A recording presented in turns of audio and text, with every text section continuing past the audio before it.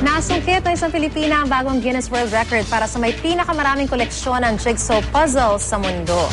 Si Gina Lacuna ay may-ari ng aabot sa 1,028 puzzle na siya mismo ang bumuo.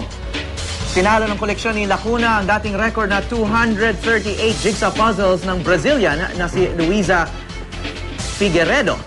Sa lahat daw ng puzzles, pinakamahirap daw para kay Lacuna na buuin ang 5,000-piece na Guernica ni Pablo Picasso. Kasalukuyan naman niyang binubuo ang itinuturing na isa sa pinakamahirap buuing puzzle sa mundo, ang Las Hilanderas. Ang puzzle na ito, na may 10,000 piraso, plano raw niyang matapos ngayong Pasko. Pero posible naman madagdagan ang hawak na world record ni Lacuna.